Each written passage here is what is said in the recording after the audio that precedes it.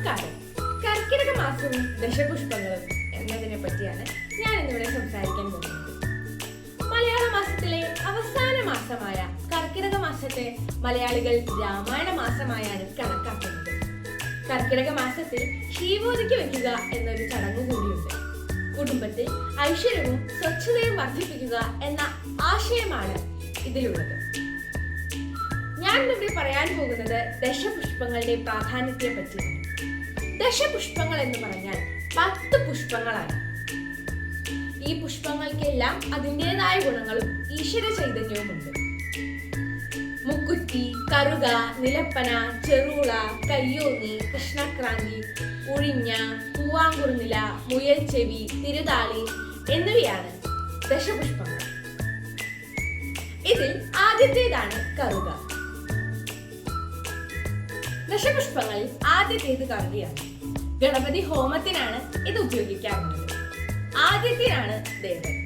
വളരെ ആദരവോടുകൂടി കറുക ചൂടുന്നത് ആദികളും വ്യാധികളും മാറാൻ സഹായിക്കുന്നു എന്നാണ് വിശ്വാസം. ഭാരതത്തിൽ ഏറ്റവും കൂടുതൽ ഉപയോഗിക്കുന്നത് കറുകയാണ്. മനുഷ്യ ശരീരത്തിലെ ഏത് ചൂടിനെയും നിയന്ത്രിക്കാൻ കറുകയ്ക്ക് കഴിയുന്നു.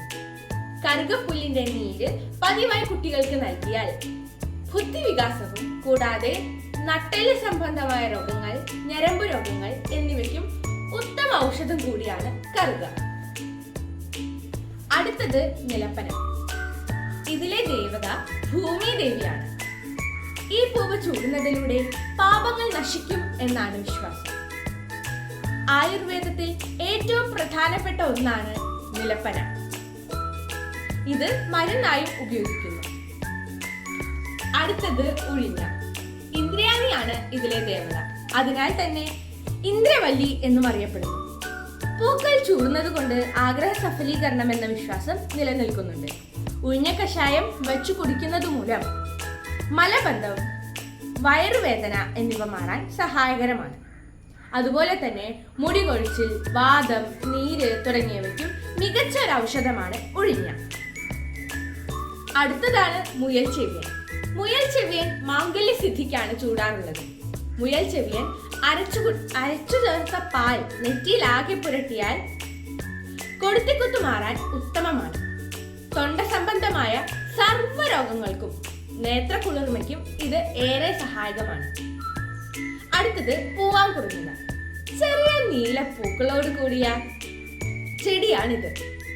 ദേവത ഇന്ദ്രാദേവിയും ബ്രഹ്മാവ് ദേവനുമാണ്. ദാരിദ്ര്യ ദുഃഖം തീരാനാണ് പൂവാങ്കുറുനില ചൂടുന്നത്. അതുപോലെ തന്നെ വിഷം കളയുന്നതിനും രക്തശുദ്ധിക്കും ജ്വരത്തിനും ഇത് ഏറെ ഉത്തമമാണ്. കയ്യോന്നി.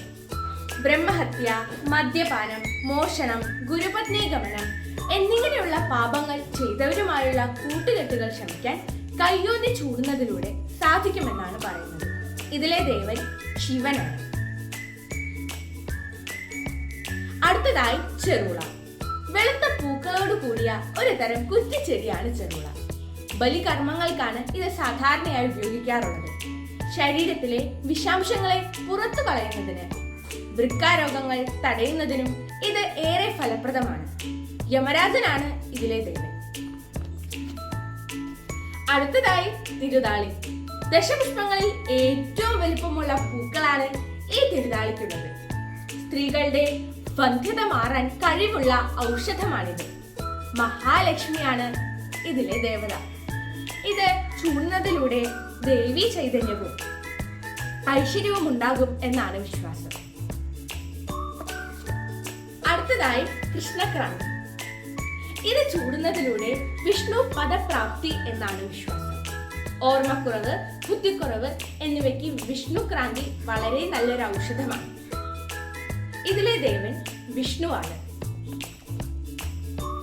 അവസാനമായി മുക്കുറ്റി. മഞ്ഞ പൂക്കളോട് കൂടിയ ഒരു കുറ്റിച്ചെടിയാണ് ഈ മുക്കുറ്റി. ഇതിന്റെ ദേവത പാർവതിയാണ്. വിവിധ കർമ്മങ്ങൾക്ക് ഉപയോഗിക്കുന്ന മുക്കുറ്റി ചൂടുന്നത് പുത്രസൗഖ്യം, ഭർത്തൃസൗഖ്യം എന്നിവയ്ക്ക് ഉത്തമമാണെന്ന് പറയുന്നു. അതുപോലെ തന്നെ ദശപുഷ്പങ്ങളോടൊപ്പം തന്നെ പ്രാധാന്യമുള്ളവയാണ് പത്തിലക്കറികൾ. ഇവയെല്ലാം തന്നെ ഈ കർക്കിടക മാസത്തിൽ നാം ഉപയോഗിക്കണം. ഇവയെല്ലാം ജീവിതത്തിന് ഒരു വലിയ പാഠം തന്നെയാണ്. അത് നമ്മുടെ ജീവിതത്തിൽ പ്രാപ്തമാക്കണം. ഇവയെല്ലാമാണ് ദശപുഷ്പങ്ങളും അവയുടെ മാഹാത്മ്യവും. നന്ദി.